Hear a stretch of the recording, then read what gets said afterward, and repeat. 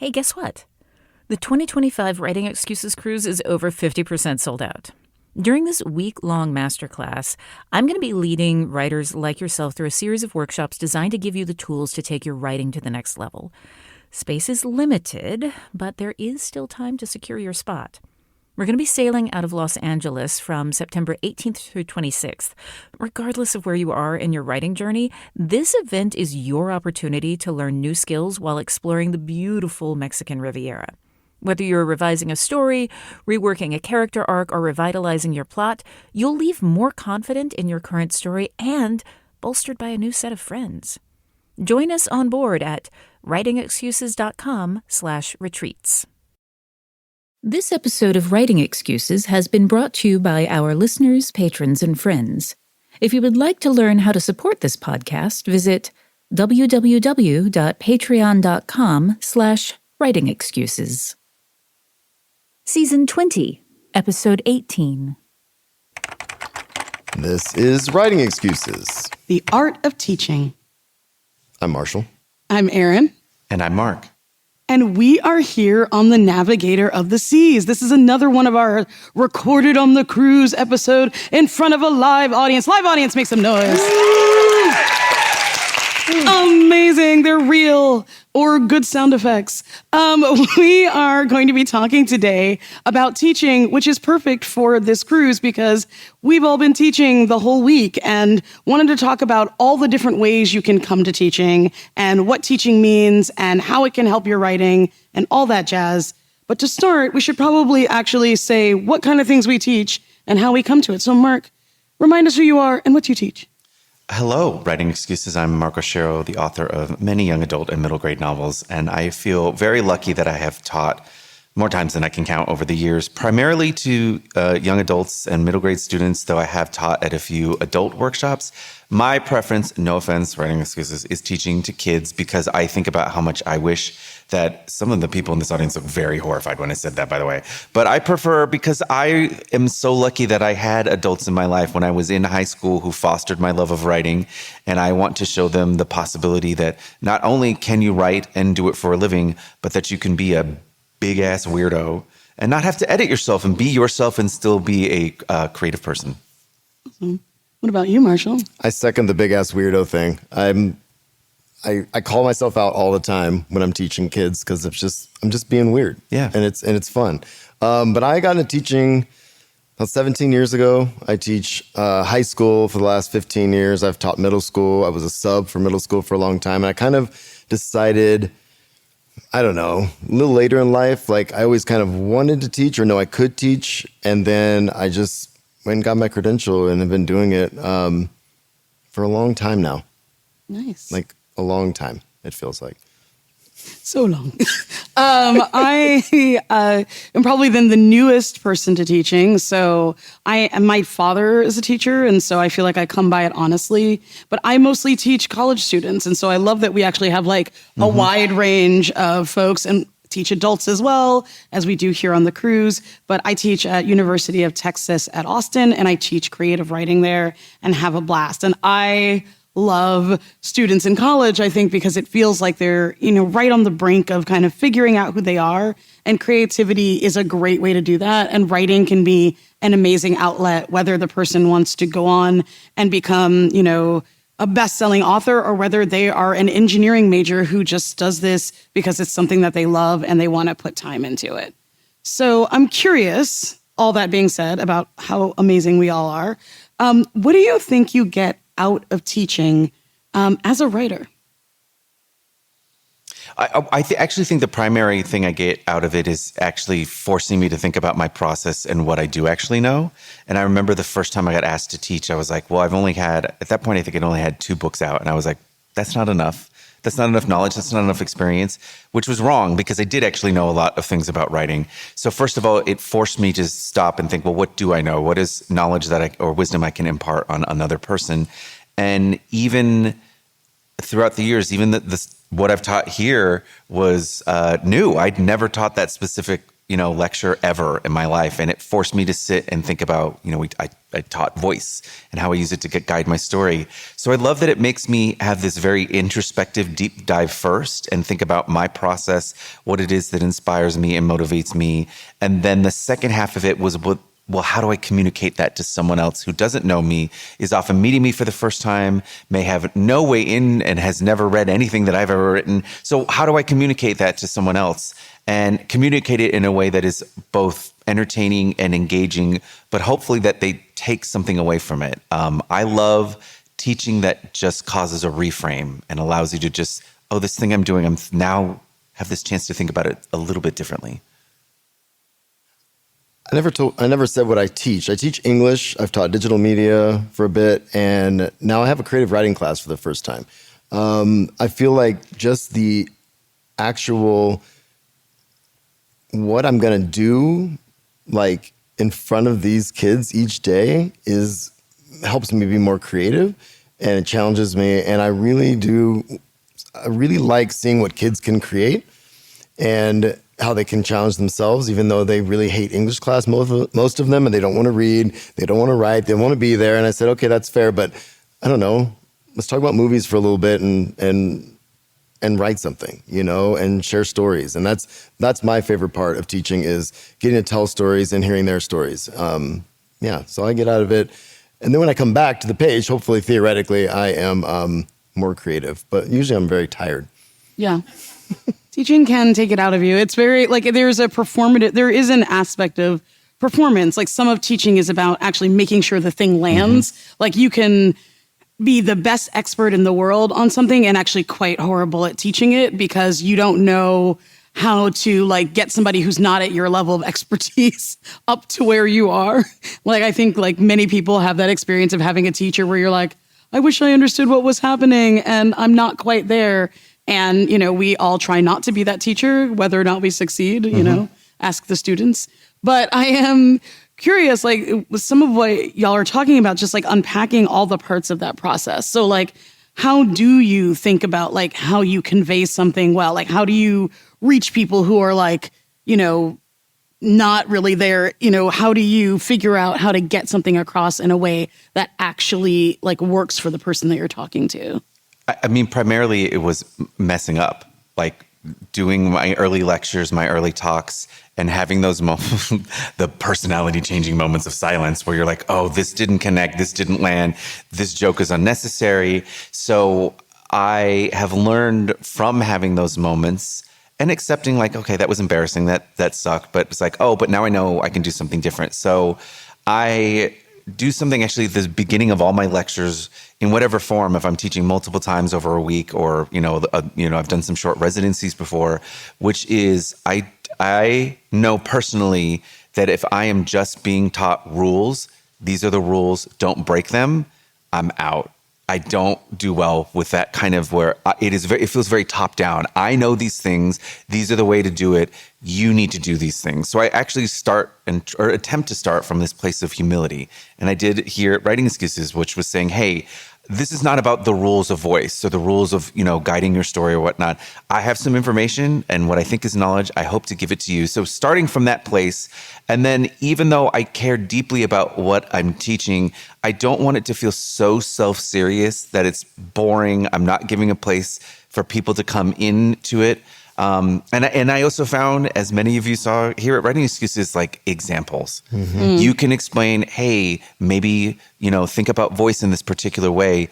And for me, I'm also a visual learner. Someone, if you demonstrate the thing I am attempting to learn, helps me 1,000 times than just saying, do this. So I've learned over the years that examples are so, so helpful. I have a lecture I've taught multiple times about how to write compelling dialogue. We have a whole section in which to demonstrate how to actually utilize some of the rules. What it is I construct dialogue about the class I'm in real time. and then show them, and then we create an argument and we show how it goes back and forth, and just watching people open up, because fun, it's a little bit of improv. So of course, especially the little chaos goblins in the room are like, I'm going to say all sorts of wild things. And you use that to sort of guide people through, this is how you create a scene.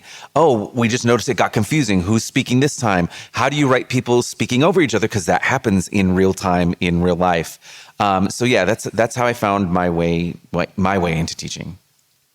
Yeah, I find that with the age group that I teach, asking them early on to write about themselves, I get them, I get to see how their writing is, because I love writing, but I like sharing stories. So if I can connect with them on anything, like just from the posters in my room, I have a bunch of geeky Star Wars and Marvel posters on my wall, and the kids are like, oh, what do you think of this?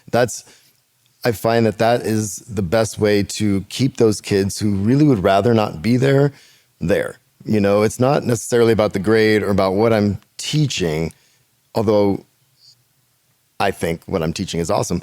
I think just getting them to buy in is a huge part of it, especially when you're teaching 15, 16-year-olds who are just like, bro, this guy, you know what I mean? And I love what you said about dialogue too, like listening to kids talk to each other and making them talk. It's a really kind of fun way to, when I go back to the page, if I'm writing a teenager or something like that, like this is what they would focus on. This is what how they would communicate their day to their buddy. You know what I mean? That they wouldn't share with me, but I'm just listening, you know? Yeah, like the more of humanity you get to know, the better you can portray it on the page in some ways. And like, how often do many of us like speak to kids of all ages? Like, you know, you might have your own kids and speak to them, but a lot of times you don't have necessarily an opportunity and like to really see folks in an environment where, while you do have some power over them, they sort of are able to fly free, and you can just observe the flock of, you know, wild teen birds as they go around. That sounds bad. As they go around and like do their thing. I like it. Yeah, it's good. Works for me. There you go. We are going to now take a break for our thing of the week. I have the thing of the week, so just gonna keep just throwing the mic to myself. And the book that I want to call out, whose name I am going to forget, is All This and More by Pung Shepherd. And one of the reasons I'm especially excited to talk about this book is that Pung was actually an instructor here on the cruise a couple of years ago, working, I believe, on this novel. And so it's just very meta, and I am living in the meta cruise moment of it all. But this is a very cool book for me specifically. It wasn't written for me, but it was written for me because it is a choose your own adventure novel. And the actual conceit of the book is that someone goes on a show where they're able to change parts of their life based on what the show decides. So they get to decide if they want to, blow up their marriage or choose a different job. And at the end of the chapter, it actually gives you the opportunity to flip to whatever chapter you want. So if you want them to blow up their marriage, flip to chapter 8. If you want them to do a new job, flip to chapter 10. And it's a really interesting way of going through a book that takes a novel and a game and puts them all in one. So definitely check it out. All This and More by Pung Shepherd.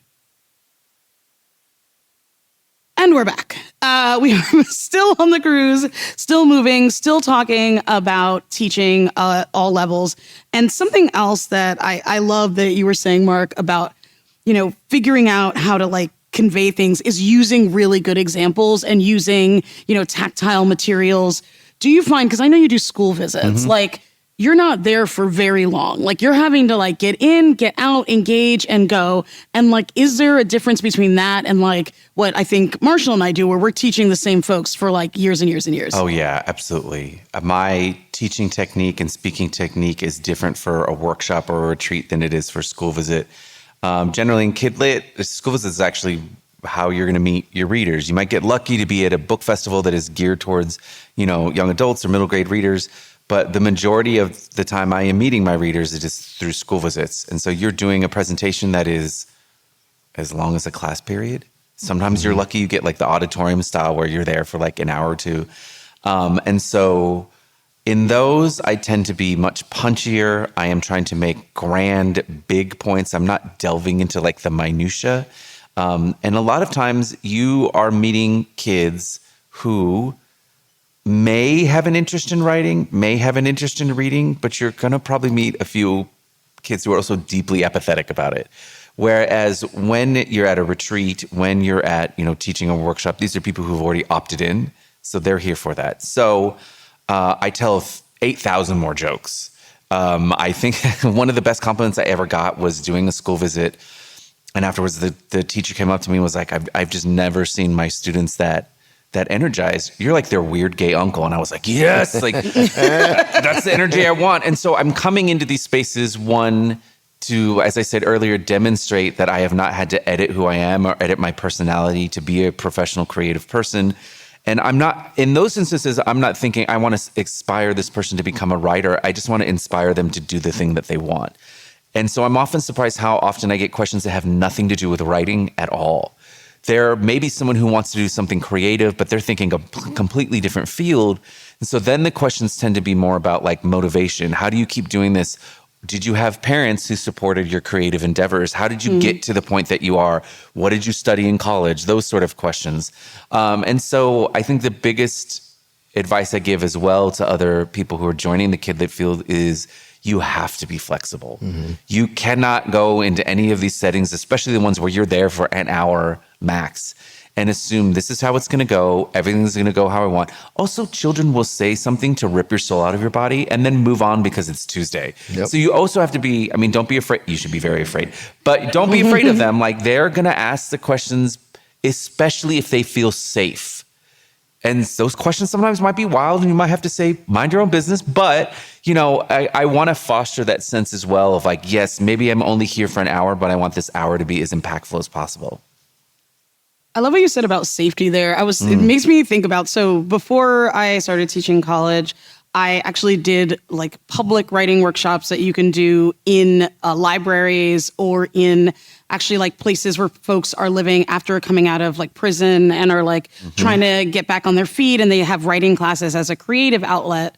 And there's a book called Writing Alone and with Others, which was developed for prison writing workshops that we use their methodology. And the big thing there is like, in a prison, you like, depending on what it is, because our system is no bueno and we're all about punitive, people like can't actually keep pen, paper, stuff with them. So you have to do the writing exercise at the time. Like you basically walk in and you're like, here, I'm going to give you like a few images and like an idea and one prompt, and like, you're just going to go. And then everyone shares their writing that they just wrote. And it's really hard because it is terrifying to share writing when you've had a long time to write it. And if you just found out about it 5 seconds ago, it's really hard. And one of the big principles that we talk about in that group is that we're going to make this is going to be a space about safe creative expression, not about perfection. It is, we often use the analogy of like having a baby. If somebody has just had a baby, you say, what a sweet baby. Many babies look like aliens, but just after birth is not a time to tell the parents, your alien-looking child is freaking me out. You have to say, what a sweet baby. I love its wide eyes, or whatever thing you can come up with that seems, affirming. And what I love about that experience is that, like, it has helped me to really see the good in everyone's writing and to create like a safe creative space for all of our lovely, ugly alien babies. The safety thing, I think, is so important when it comes to teaching. Like, they're not going to open up. They're not going to create what if they don't feel like if you read it, you'll betray them in some way. You know what I mean? And so I really try to foster like the safest space I can for students so that they can actually just express themselves and write something and have fun while they're at school. I love that you said that as well. I'm very lucky also that I'm one of the few authors who's been able to do visits and teaching at juvenile delinquent facilities. And the biggest thing I run up into in those environments is adults who don't take the kids seriously at all. And so in those spaces, it's someone starts talking about the writing and you treat them like a peer on your level. So they start telling you about like, oh, I have this story or whatever. And they're used to people dismissing it or assuming they're not going to have a future to tell that. And so what I do always is like, well, why do you want to write that? Why is it that thing? And ask them like, essentially, they don't see them as craft questions, but I'm asking them craft questions to show them, I'm interested in the thing you're doing and I take it seriously. And so that's something I think in any situation, but particularly in those situations where the kids actually aren't safe. Yeah. And like looking for things. The thing is, there is beauty to be found in all writing. And I think it's really exciting to see, if somebody is really pouring their heart out. I think something else that can be hard, depending on the environment, is when people put a lot of themselves on the page, like a lot, and you realize, you can tell sometimes when this is someone's first opportunity to work through something. And like, it is often just as messy as a therapy session on the page, and you are trying to react to it both as a human being, but also like your purpose at that point is to be affirming, but also to actually treat it as writing and not to treat it, I find, as therapy, to be like, okay, a lot happened in that piece. Like, what I really thought was really interesting is like how you kept referencing like the color blue. Like that was really like, why did that happen? Because then it takes the person into talking about craft, and it allows them, I think, a chance to process at their own pace, as opposed to being like, oh my gosh, did that really happen to you? One thing we do in these settings is we'll say, you actually are not allowed to act as if it is about the person's life. You should always pretend that they wrote it about somebody else, because otherwise it derails the conversation into the person and not into the prose that they put on the page. Yeah, no. And I one of the first creative writing assignments I gave my students, because I'm co-teaching sort of the class with another colleague, and we had them like recall a memory from when they were younger. And that kind of platform, really, they hit the page with it. And so sometimes whenever I was talking to them and giving them feedback, I always made a point of saying, the character did this, or what do you think about this? And one of the students said, well, it didn't happen that way. And I said, yeah, but we're also writing fiction. So I know this is based on a memory you had, but it's fiction. I don't know the story. So. And I think these are things that happen. I think one of the nice things about teaching at all levels is that some of the things that we don't talk about in writing, like as we get older, some of the things that we like take for granted, like how much of ourselves is in our writing, become clear when people are newer to it. And so they can't hide it as well in some ways. And so some of the things that you see when you teach are things that you're like, wow, I should remember that for my own writing. Like I should remember to think about how much of myself am I bringing to this writing experience? Or, wow, am I thinking broadly enough about dialogue? Or am I, thinking about how to make things exciting in a way that aren't just the ways I've been taught, but the things that work for the story? And we're starting to run out of time, but before we get to the homework, which feels very apropos for the topic that we're having, I'm wondering if you each have like one sort of piece of advice you would give if somebody is really interested in thinking about getting into teaching. Think about it. And that's I love the facial expressions that are happening. That question's amazing. I think I would suggest, think about a teacher that you had, that create a safe space, that challenged you, that you remember, and put yourself in their place. Like, is that something that you want to do for other young folks? Maybe they reached you at a time where you really needed that teacher in that class in that time. You know what I mean? My thinking was very similar along those lines. And it was, a moment where not only you were inspired by the teacher, but they did something that had you then acting and it didn't feel like homework. Because to me, those were the moments that now I look back and I was like, you gave me more to write. And I wasn't even, and I was doing it, but it didn't feel like work. And those to me are like the transformative experiences. Is why at that age, when I could have been doing 20 other different things, did I choose to write more or write a different assignment or read this book? Why was it that thing? And what was it that teacher or librarian or educator did to get me to forget that I'm in school? And so if you can imagine that, if you have that empathy or understanding, like what was it that helped you get past that point? Yeah. And I would say for me, like it is be enthusiastic about the subject matter, about the people you're teaching.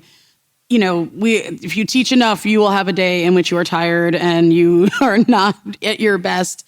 But even so, I think the enthusiasm really goes through. If you want when you want someone to learn, that really, I think, comes through, even if you're tired, even if you're hangry, like that wanting someone to learn is what's important, because it means you're able to be flexible and you're thinking about the things that you brought with you from people who wanted you to learn and who were successful in getting you there. And they know if you're excited about it. They know that you're passionate about it. And even if they might not be, they'll get there with you because they know you're stoked about it.